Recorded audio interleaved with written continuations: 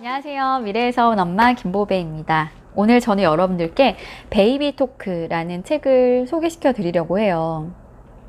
네, 이 책은 제가 최성애 박사님이 쓰신 감정 코칭 그 책에 이어서 제가 육아에 거의 또 바이블로 삼고 있는 그런 책 중에 하나입니다. 이 두 가지 책을 저는 정말 좋아해요. 기본적으로 이 말걸기 육아라는 것에 대해서 이 책에서는 소개를 하고 있어요. 말걸기 육아. 아이가 관심 있어 하는 대상에 말을 걸어주는 것, 아이가 듣는 힘을 가질 수 있도록 경청의 힘을 길러주는 것, 그리고 계속해서 엄마와 아이가 말을 주고받으면서 하루 30분 동안 말을 주고받으면서 엄마와 신뢰를 쌓고 감정을 주고받는 그런 방법. 이것을 통해서 지능지수가 높고 집중력이 높고 또 부침성이 좋은 사회성이 좋은 그런 아이로 키울 수 있다라는 이야기를 하고 있습니다. 이 베이비 토크의 저자인 셀리 워드는 영국 제1의 언어 치료사이세요. 이분은 이제 취약 전에 유아들이 겪고 있는 언어 발달 지체, 이거에 대한 연구를 많이 하셨는데, 말걸기 육아라는 것이 언어 지체를 보이고 있는 아이들에게 뿐만 아니라 언어 지체가 되지 않는 그냥 일반적인 아이들에게도 적용을 했을 때 그 효과가 엄청나다라는 그런 것들에 대해서 입증을 하면서 이 방법에 대해서 소개를 하고 있습니다. 여기에서 처음에 11페이지에 언어 발달이 늦은 듯한 10개월의 아기 140명을 추려서 이 아이들이 이제 약간 언어 지체를 보이는 아이들이에요. 네, 그런 이 아이들을 이제 그룹으로 삼고 이제 다른 대조군에게는 말걸기 육아를 하지 않고 이 말걸기 육아를 한 이 집단의 그런 경과를 살펴보는 거예요. 4개월 동안 말걸기 육아를 시행을 했고, 이 4개월 동안 말걸기 육아를 한 아이들이 어떤 변화를 보였느냐, 그거에 대해서 관찰을 한 거예요. 4개월이 지난 후에 말걸기 육아로 키운 아이들의 집단과 그렇지 않은 집단을 비교해 봤을 때 엄청난 차이를 보였다라고 합니다. 말걸기 육아의 혜택을 보지 못했던 그룹 중 85%는 여전히 발달이 늦었고 심각한 경우도 덜어 있었다라고 하네요. 그에 비해서 말걸기 육아로 키웠던 아이들은 거의 전부가 정상 수준에 이르러 있었을 뿐만 아니라 시내 지역에 사는 아이들은 대부분 제 또래의 수준을 넘어섰다라고 합니다. 몇몇 아이들은 단어 이해력과 문장 구성력이 4세 6개월 수준으로 굉장히 높은 수준을 보였다고 하네요. 길고 복잡한 문장도 이해를 했고 놀라울 정도로 술술 자신의 생각을 이야기했다라고 합니다. 그러니까 지금 4개월 동안만 말걸기 육아를 했음에도 불구하고 언어 지체를 보였던 아이들이 정말 일취월장 언어 지체를 극복한 그런 모습을 보였다라는 거죠. 그런데 이 저자가 36개월인 3세가 되는 거에 대해서 좀 중요하게 생각을 해요. 왜냐하면 이제 3세를 기점으로 해서 3세에 언어 지체가 있을 경우에는 그 이후에도 오랫동안 언어 발달 문제를 안고 있을 수 있다라는 이야기를 합니다. 그렇기 때문에 그 전에 아이들이 만약에 언어 지체가 좀 보인다라고 한다면 말걸기 육아, 하루 30분을 투자를 해서 말걸기 육아를 함으로써 이런 언어 지체의 그런 증상들을 완전히 호전시킬 뿐만 아니라 그 다른 아이들에 비해서 더 뛰어난 언어 능력을 가질 수 있도록 도와줄 수 있다, 이런 이야기를 하고 있네요. 이 말걸기 육아를 시작하기 전에 좀 주의해야 될 사항이 있어요. 그거는 이제 부모가 너무 의욕에 차서 아이를 끌고 가고자 하는 그 마음을 버려야 된다라는 것입니다. 왜냐하면 아이가 스트레스를 받으면 언어가 발달되기는커녕 오히려 이제 입을 다물어 버리는 그런 증상을 보일 수 있거든요. 아이가 부모와의 대화에서 스트레스를 느끼지 않도록 해주는 것이 중요하다고 합니다.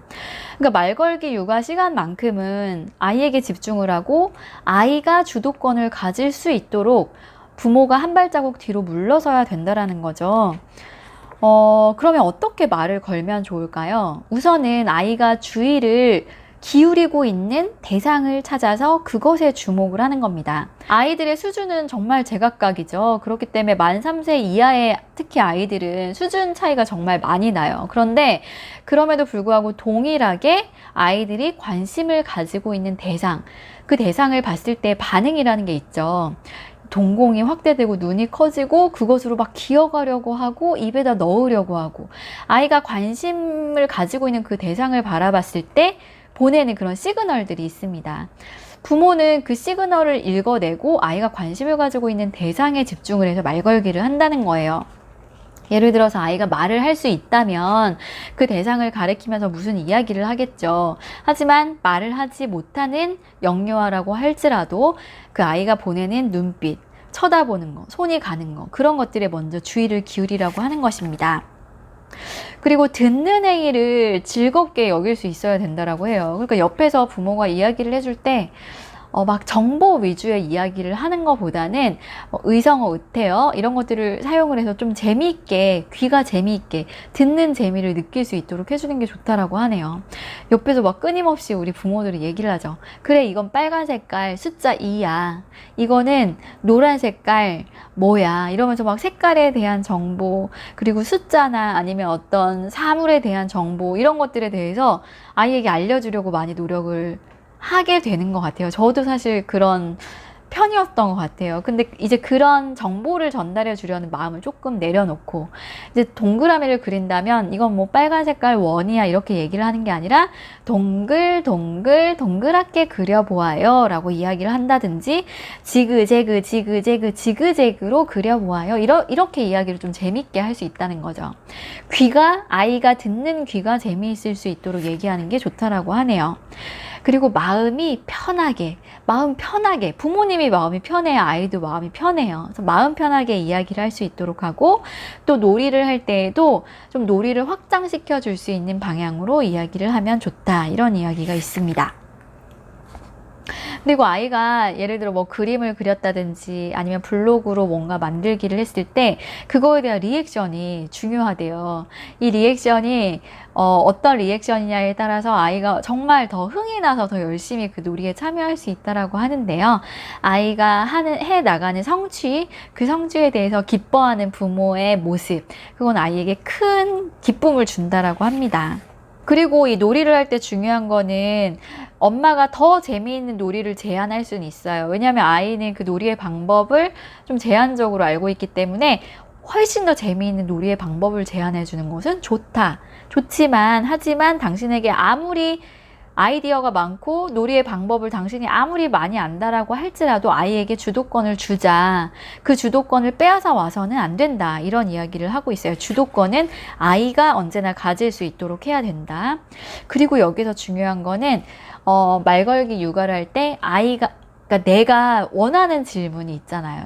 예를 들어서 여기 그려져 있는 그림이 토끼라는 거를 제가 알아요. 근데 아이가 이 토끼를 아는지 모르는지 궁금해서 이게 뭐야? 이거 누구 그림이야? 무슨 동물이야? 이런 질문을 하지 말라는 겁니다. 내가 알고 있는 대답을 시키기 위한 질문은 하지 말아야 된다라는 말인데요. 만약에 그런 질문은 괜찮다고 해요. 뭐 이 주스가 먹고 싶어? 딸기 주스가 있고 바나나 주스가 있는데 어떤 주스 마시고 싶어? 이런 질문은 괜찮은데, 그 딸기 우유 포장에 들어있는 뭐 토끼, 그 다음에 뭐 고양이, 이런 그림을 보면서 이 동물 이름은 뭐야? 이 동물은 뭐야? 이렇게 물어보지 말라는 거예요. 내가 알고 있는 거를 질문하지 말자. 아이의 지식을 테스트하기 위한 질문은 하지 말자. 이런 얘기를 하고 있어요. 그리고 이 시기에 절대로 해서는 안 될 것 중에 하나가 아이가 말한 것에 대해서 고쳐서 다시 말하지 않는 거라고 하네요. 자연스럽게 아이가 좀 잘못된 말을 할 수도 있죠. 문법이 틀리는 경우도 굉장히 많아요. 근데 문법이 틀리거나 단어를 잘못 말할 때 그걸 일일이 지적해서는 안 된다는 겁니다. 오늘 아침에 저희 아이가 어린이집에 가서 어떤 친구의 아빠가 있었어요. 근데 그 친구의 아빠인데 누구 친구의 아빠인지 잘 기억이 안 났나 봐요. 그래서 얘는 누구 아빠예요? 이렇게 저한테 물어봤어요. 얘는 누구 아빠예요? 그때 이제 제가 바로 이분은 누구 아빠야 라고 이야기를 해줬거든요. 근데 그 얘가 아니라는 거에 대해서 지적을 해주지 않고 그냥 자연스럽게 이분은 누구 아빠야 라고 이야기를 해주면 된다는 거예요. 뭐 누구야 얘라는 표현을 어른한테 쓰면 안 되는 거야 이렇게 얘기를 하는 게 아니라 그냥 이분은 누구 아빠야 라고 이야기를 해도 아이는 그 상황이 반복되다 보면 이해를 할 수 있다라는 거죠. 일일이 지적을 하다 보면 자기 발화에 대한 자신감을 잃게 된다라고 해요. 지적하는 것은 안 하는 게 좋다라고 이야기를 하고 있네요. 이 책 보시면요, 월령별로, 그러니까 만 4세까지 월령별로 이제 어떻게 말을 걸어주는 것이 좋은지, 그리고 월령별로 어떤 놀이를 해주는 게 아이들에게 도움이 되는지, 또 뭐 상호작용 놀이는 언제부터 시작이 되는지, 역할 놀이를 언제 해주면 좋은지, 그런 거에 대해서 자세하게 담고 있어요. 그래서 좀 어떻게 놀아주면 좋을까? 이런 거에 대한 아이디어도 얻을 수 있고요. 그리고 내가 30분 동안 아이와 정말 질적으로 TV도 끄고 음악도 끈 상태에서 조용한 가운데서 아이와 이제 대화를 할 수 있는 그런 방법에 대해서도 생각해 볼 수 있는 책이었습니다. 저는 이 책을 읽고 제가 시작을 한 게 아이와 함께하는 1일 1책 프로젝트라는 거예요. 아이하고 대화는 하고 싶고 좀 정해진 시간 동안 좀 질적인 대화를 하고 싶은데 그 대화의 방법이 쉽지는 않더라고요. 그래서 하루에 한 권 책을 골라서 그 책을 오랫동안 천천히 보면서 대화를 하는 그런 방법으로 말걸기 육아를 하고 있거든요. 그냥 이 책을 하나 고르면 사실 동화책이 되게 짧잖아요. 글밥. 네. 그럼 글밥도 되게 작아요. 그렇지만 그림으로만 따져보면 엄청 할 얘기가 많죠. 그 동화책 하나만으로. 근데 보통 이 책 대화를 할 때 저는 책 대화라는 표현을 쓰는데 이 책을 아이와 함께 볼 때 그 글밥을 읽어주는 데만 신경을 쓰다 보니까 좀 아이의 시선을 따라가지 못하는 경우가 많은 것 같아요. 그래서 우선은 그림책을 쫙 펴죠. 그럼 조금 기다립니다. 기다리면서 아이의 반응을 봐요. 아이가 눈을 어디로 보고 있는지, 어떤 사물에 관심이 있는지, 그럼 그 그림에 대해서 이야기를 하는 걸로 자연스럽게 책을 읽어요. 뭐 이 그림책에 염소 할아버지가 의사로 등장을 한다면 의사 선생님이 여기 염소 할아버지가 의사 선생님인가 봐. 청진기를 목에 달고 있네. 의사 선생님이 안경을 쓰고 있네. 이런 식으로 이야기를 하면서 아이가 의사 선생님에게 관심이 있다면 그렇게 좀 그림에 대해서 설명을 해주고 아이의 반응을 보고 또 아이가 궁금해하는 것을 저한테 질문하고 또 아이가 어떤 해석을 이야기하고 이런 식으로 해서 책 육아를 하고 있어요. 이렇게 베이비 토크 하루 30분 말걸기 육아를 실천할 수 있는 방법 중에 저는 책 대화를 선택을 한 거죠. 네, 여러분들도 하루 30분 아이와 좀 조용한 환경에서 대화를 해볼 수 있는 그런 방법 어떠실까 생각이 드네요. 그 아이디어는 정말 다양할 수 있을 것 같아요. 장난감을 가지고 놀면서도 할 수 있고, 놀이를 하면서도 할 수 있고, 조금 큰 아이들 같은 경우에는 블록을 쌓거나 보드게임을 하면서도 하루 30분 말걸기 육아를 실천해 보실 수 있습니다. 네.